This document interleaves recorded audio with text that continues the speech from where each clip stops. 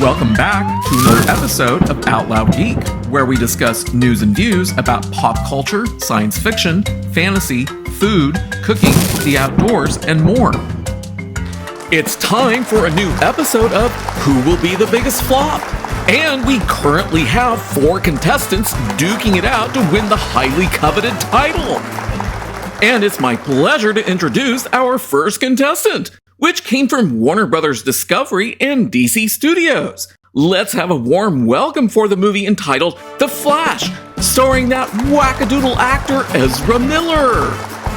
While The Flash came in first place at the domestic box office, it somehow didn't quite manage to earn what multiple media sites were predicting for the film, which was $70 million, as I had talked about in a video that I had released on Friday.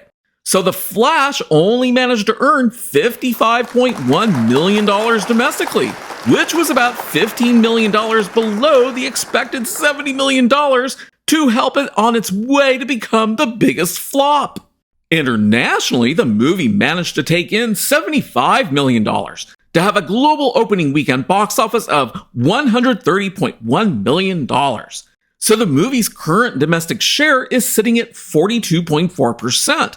And that is less than 1 standard deviation away from the current overall DCEU average domestic share of 39.02%. So while the domestic opening weekend box office was well below the predicted value, its current domestic share, if it doesn't change too much in the coming weeks, is well within the range that I was expecting it to be within.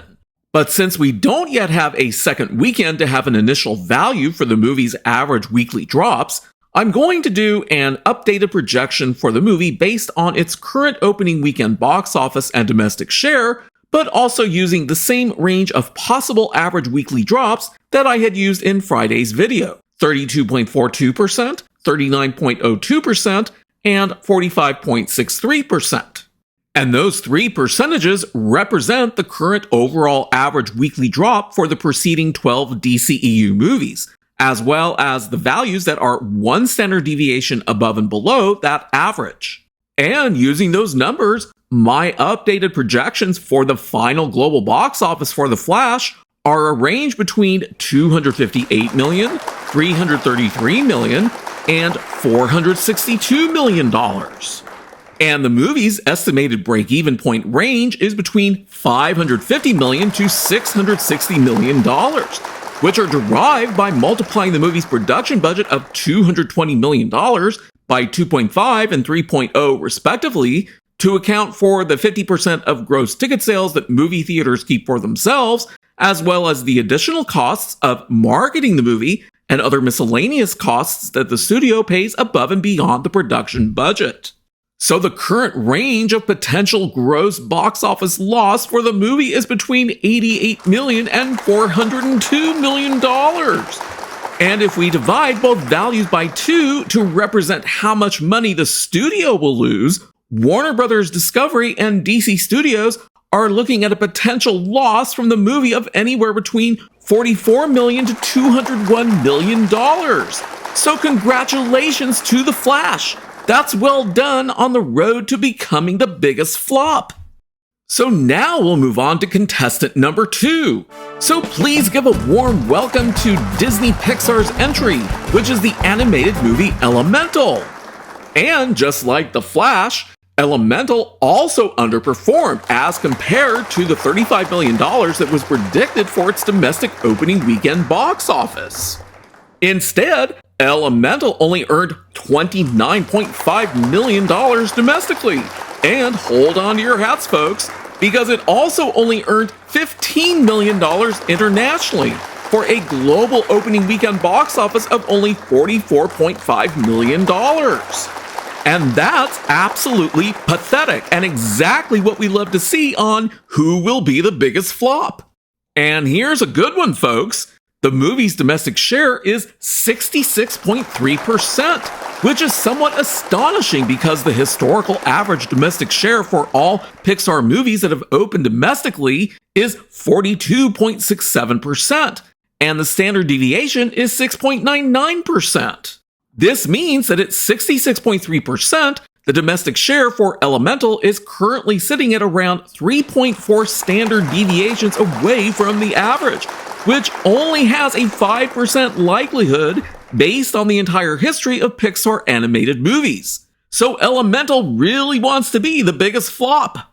Using the same possible range of average weekly drops for the movie as I had used to project the movie's box office in this past Friday's video, and those percentages ranged from 35.68%, 42.67%, and 49.66% as based on the overall average for all Pixar movies, and one standard deviation from that average yields the following range of possible final global box office values for the movie at $117 million, $156 million, and $234 million. And those numbers are incredibly low.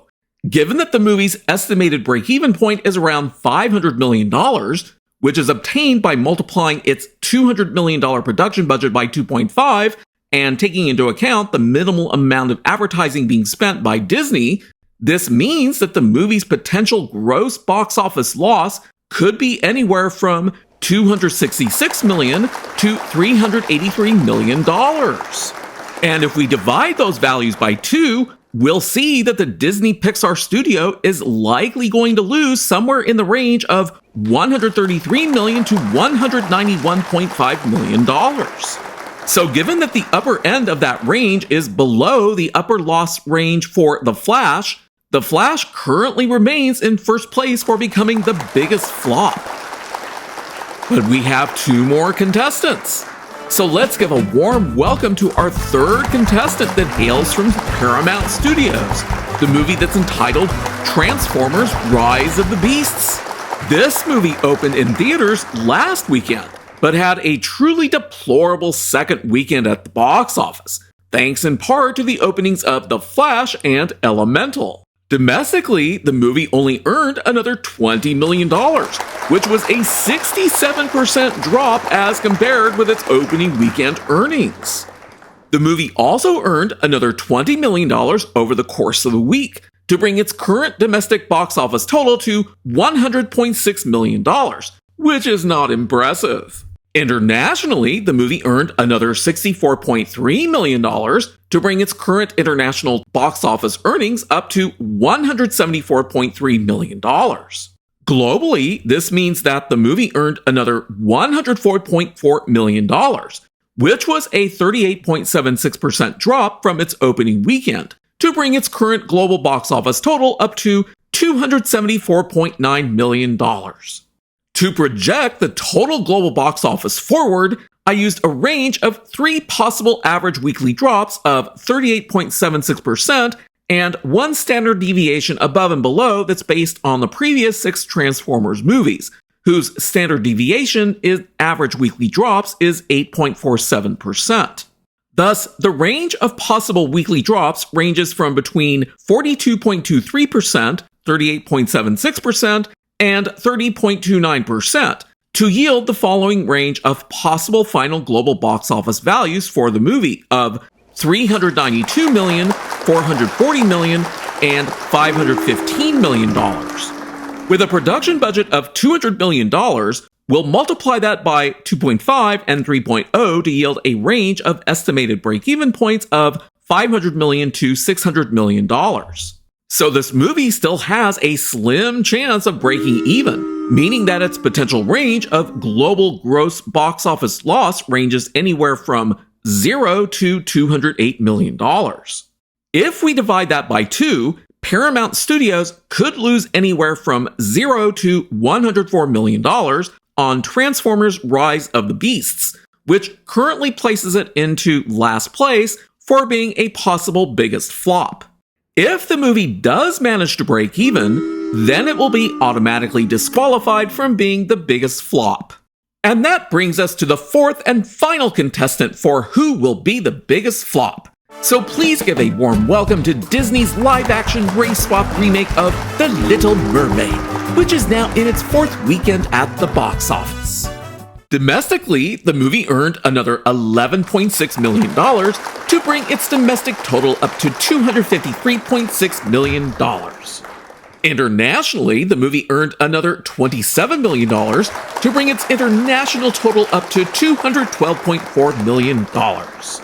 Thus, globally, the movie earned another $51.7 million over the course of the week, which is a 40.86% decline from last week's global earnings, to bring its current global box office total up to $466 million. Given that this is the movie's fourth week in theaters, moving forward, I am using an average of the previous week's global weekly drops of 35.52% to project a possible final global box office value for The Little Mermaid of $560 million, which is slightly lower than the projection that I had made last week.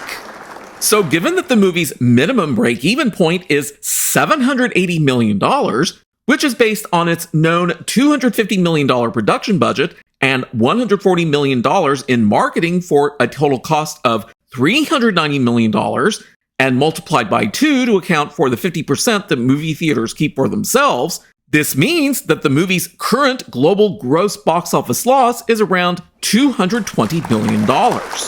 If we divide that by 2, we get a possible loss for the Disney company of around $110 million, which is quite a bit below the potential loss for The Flash, so it won't unseat The Flash for the current first place position for biggest flop, but it is currently in third place behind Elemental.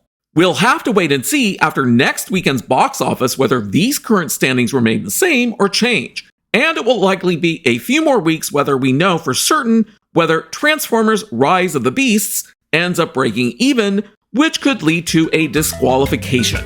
Thanks for watching today, and a huge thanks to everyone who has subscribed to our channel. We appreciate your support. If you enjoyed this video, please press the like button, and please feel free to share a comment. If you'd like to see more of our videos in the future and help support this channel, please press the red subscribe button, and please press the bell to receive notifications for new content. You can also find us on Facebook and Twitter by clicking on the links in the description. Until next time, this is Out Loud Geek.